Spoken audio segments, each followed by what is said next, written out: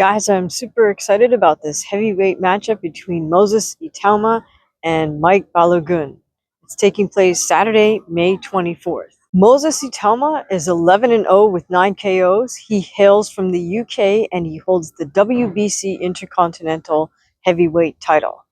Mike BALOGUN is 21-1. He's got 16 KOs and he's from the Washington, D.C. area in the USA. Now, at first glance, it might look like this is a mismatch because BALOGUN has twice as many fights as Itauma. But we have to take a little bit closer look because BALOGUN also has twice as many years on planet Earth as Itauma. BALOGUN is 41, Moses Itauma is 20. But it gets even more interesting in this intriguing matchup between two southpaw heavyweights. Let's take a look at what they did before they became professional boxers. Well, BALOGUN, believe it or not, was a professional football player in the United States. He was a middle linebacker and he played in the NFL, which is the highest level of football league that there is. Moses Itauma, on the other hand, was a highly decorated amateur boxer. Itauma won the world championships in the youth division. Now, that's much different than the divisions that Devin Haney and Ryan Garcia were in. They're in basically the kids division. The youth division is a little bit older, like older teenagers, young adults. So that means that Moses tested himself against other young men who were in their men's bodies at that time. It also means this is a valid world championship, meaning every boxer had to be vetted by their national governing body. They had to be selected on the national team to represent their country at this world championships. So that means Moses got exposed to international styles while he was still an amateur. So although Mike BALOGUN was a professional elite football player, he wasn't schooled in the art of boxing until he decided to retire from the MFL. And I think in the end, this is what's going to make the big difference between these two fighters. There's a lot of subtlety to the boxing game, and no matter how good of an athlete you are, if you start the boxing game at a later age, meaning as an adult, it's really difficult, if not impossible, to pick up all the subtleties of the boxing game. Now, that said, let's take a look at a technical breakdown between Moses Itauma and Mike BALOGUN. Let's start with Mike BALOGUN. Okay, in terms of defense, BALOGUN does use basically a classic guard. He keeps his rear hand, meaning his left hand, close to his chin, and he keeps his jab hand, his right hand, extended. He keeps that jab hand pretty busy throwing that jab out there in the air. But here's the thing. BALOGUN does not throw that jab with bad intentions, and this is going to be a key factor in this fight versus Itauma. Now, as far as head movement is concerned, Mike BALOGUN does like to move his head side to side pretty regularly. But here's the thing. He's not actually slipping punches when he does that. So that is a very high-level skill that's a little bit scary to try out because you could fail more than once initially. You're going to fail, and you will eat shots when you fail to slip a punch correctly. But there's nothing wrong with just preemptively moving your head like the way he does, because at least your head is then a moving target. But the big question is, can Mike BALOGUN slip punches really tightly? We don't really know if he has that skill set under his belt yet. Now, in terms of footwork, BALOGUN has got live feet. He moves well to both his left and his right laterally. But here's the problem with BALOGUN's footwork. He does cross his feet. And you guys know that I have a big issue with fighters crossing their feet. But the real issue with BALOGUN's footwork is not so much how he moves his feet.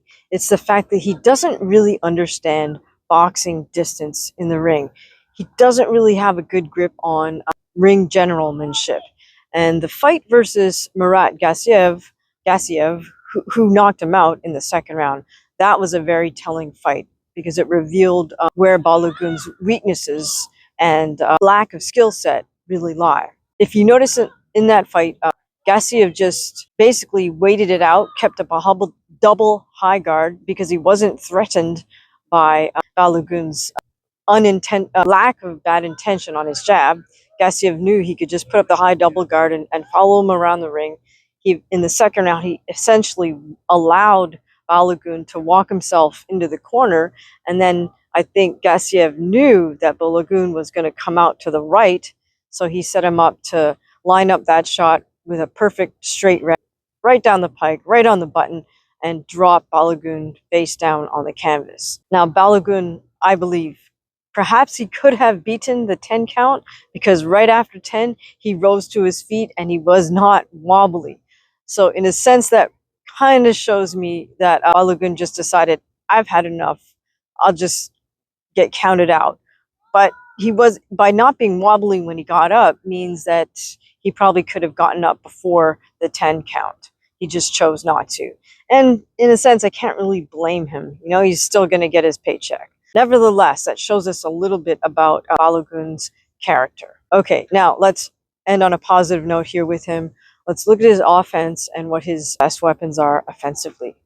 Well, I already mentioned that I don't think he has a good jab, in that he doesn't throw it with bad intentions. But what he does throw with bad intentions are these wide hooks to the body, which he can then follow up with hard hooks to the head. And I feel like that's really Balogun's best sort of weapon of choice. I said he doesn't understand distance, but once you get close enough and you know you can land a punch, that's when he decides to open up and throw with bad intentions to the body and the head with these sort of wide, wingy hooks. Okay, so that was Balogun. Let's take a look at Itauma. Now, in terms of defense, Itauma, let's look at his guard. He also keeps a classic guard, but he keeps his rear hand really glued to his chin at all times. Itauma also varies his guard position. From time to time, he'll go up into a high double guard. Also, at times when he's on the inside, he'll switch to kind of a sort of half shell guard. That helps him line up a left body shot quite nicely. In terms of head movement, now, Itauma is able to slip to both sides. He makes really nice tight slips, which means his opponent's punch just grazes by his head. Itauma is also able to weave under punches and pivot, which is a more advanced defensive move, but he does that quite nicely. Now, in terms of his footwork, Itauma does not stay on the balls of his feet and bounce. He's a little more, what I would say is flat-footed, but I do not mean flat-footed as an insult. I also don't mean he's flat-footed like he's stuck in the mud. Itauma has flat feet, but he takes these small, subtle steps, and that shows me, or he shows me, that he really does understand distance and pacing in the ring. Now, unlike Balogun, Moses Itauma does understand the subtlety of distance and angles in the ring. He's terrific at this, and again, I think this will be a huge determining factor in their matchup. Let's take a look at Itauma's offense. Well, right off the bat, one of his key weapons is his terrific penetrating jab. Again, unlike Balogun, Moses throws that jab with bad intentions, and he varies the target, whether it's the head or the body. One of my favorite combinations that Itauma uses is his hard jab to the body, overhand left to the head. I believe he's knocked out more than a few of his opponents with exactly that combination. Another combination that works for him is just the classic jab, straight left, right hook. Very basic, but the way he throws his punches so quickly, he's able to, again, drop his opponents or knock them out with that 1, 2, 3. Finally, Moses also has a really terrific right uppercut that goes straight up the center line to the right underneath his opponent's chin, pops their head up, and then he can drop in a nice short, straight left to, again, finish them with a kill shot.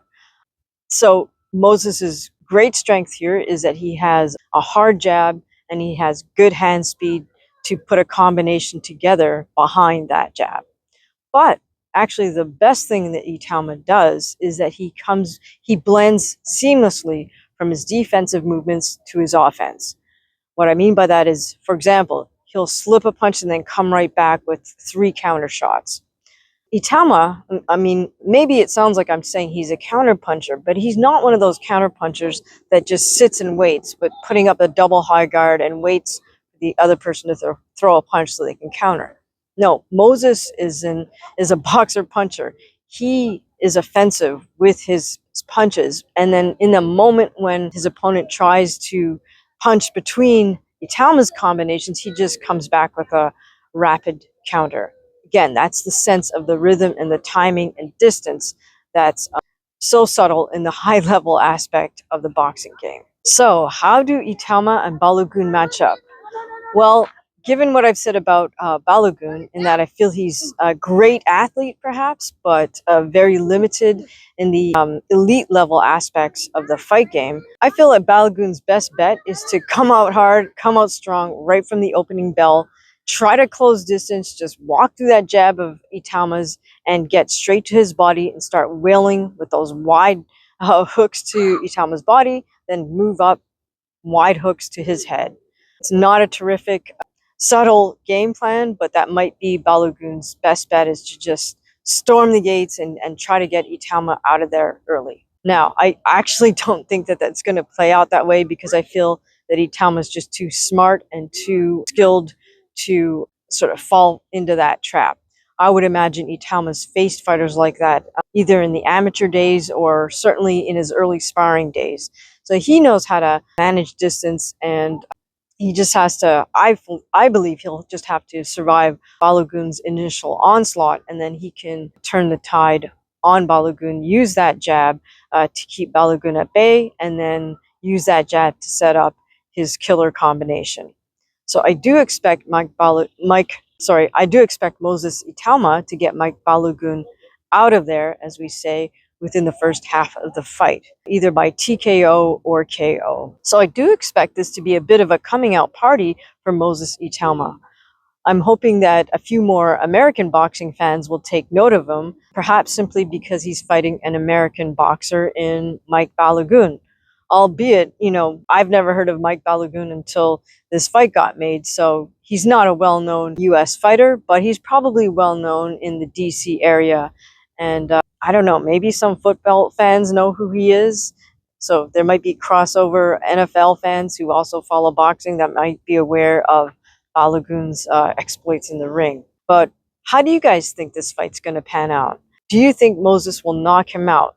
If so, in what round? Or do you think Balogun stands a chance of KOing Moses Itauma, pulling a huge upset? Let me know your thoughts in the comments. Thank you so much.